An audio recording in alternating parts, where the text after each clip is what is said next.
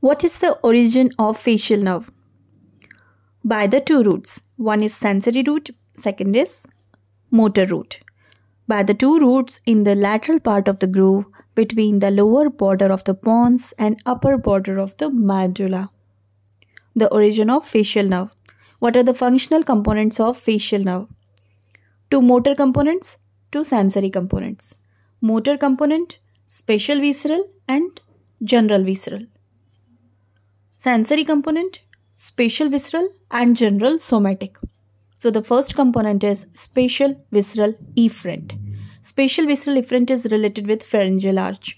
So the motor to muscles of spatial visceral efferent, motor to muscles of facial expression and elevation of hyoid bone, which arises from mesoderm of second branchial arch. The general visceral efferent. General visceral means related with glands. So this component of facial nerve is related with secretomotor pathway, submandibular and sublingual glands, lacrimal glands and glands of nose, palate and pharynx. Now the spatial visceral afferent sensory component related with taste sensation from anterior 2/3 of the tongue and palate. The general somatic means general somatic afferent sensory component.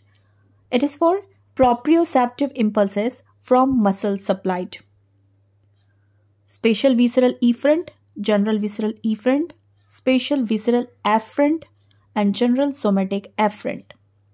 What is nervus intermedius? Nervus intermedius is between two branches, the motor root of facial nerve and the vestibulocochlear nerve. Motor root of facial nerve medially and vestibulocochlear nerve laterally, and the nervus intermedius in between these two nerves. So the sensory root of facial nerve is nervus intermedius. What is the exact position of geniculate ganglion? The geniculate ganglion is present in the course of facial nerve through the substance of petrous temporal bone. What is the position of facial nerve nucleus? In the reticular formation of pons, medial to spinal nucleus of the trigeminal nerve, the position of facial nerve nucleus is there in the reticular formation of pons. What is the position connection of the pterygopalatine ganglion? Pterygopalatine ganglion present in the pterygopalatine fossa and it is suspended from maxillary nerve. Okay. What is the position of the submandibular ganglion? Submandibular ganglion position, it lies over the hyoglossus muscle and it suspended from lingual nerve by two roots. Facial nerve branches. Within the facial canal, at exit from stylomastoid foramen and terminal branches of facial nerve within the parotid gland. Within the facial canal, three branches: greater petrosal nerve, nerve to stapedius and cauda tympani. Greater petrosal nerve arises from the geniculate ganglion and joins deep petrosal nerve at the foramen lacerum to form nerve to pterygoid canal. Greater petrosal nerve supply glands of nose, palate, pharynx and lacrimal gland, and it also carries the taste sensation from palate.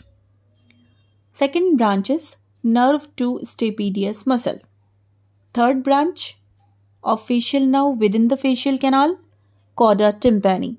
It joins the lingual nerve and supplies the secretomotor fibers to submandibular and sublingual glands. Cauda tympani nerve carries taste sensation from anterior 2/3 of the tongue. Now, the taste sensation from the palate via greater petrosal nerve branch of facial nerve. Taste sensation from the anterior 2/3 of the tongue via cauda tympani branch. At the exit from stylomastoid foramen, again three branches of facial nerve: posterior auricular, digastric and stylohyoid.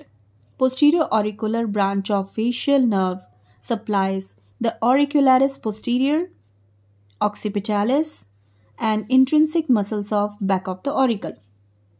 The digastric branch of facial nerve for the posterior belly of the digastric muscle.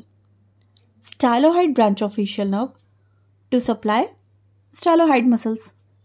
The terminal branches of the facial nerve within the parotid gland substance. Number 1, temporal branches. 2, zygomatic branches. 3rd, buccal branches. 4th, mandibular branches. 5th, cervical branches.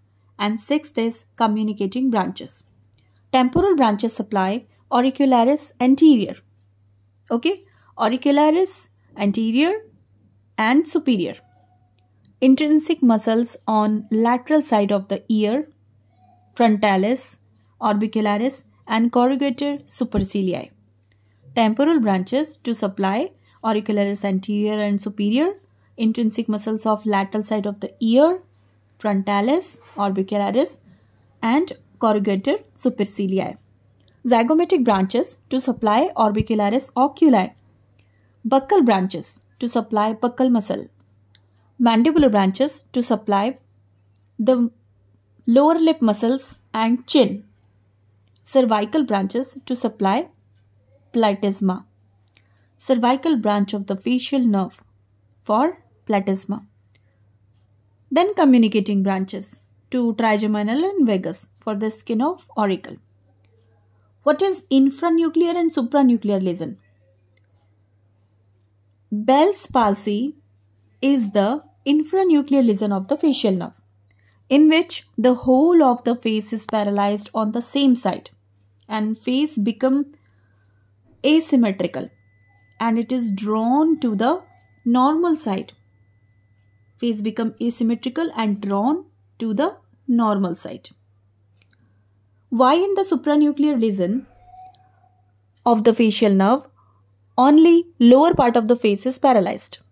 Because the lower facial muscles have a unilateral cortical representation. Okay, unilateral cortical representation through the opposite pyramidal tract.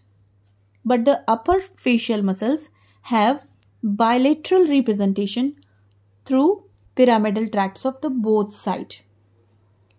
So, in the supranuclear lesion of facial nerve, the lower facial muscles affected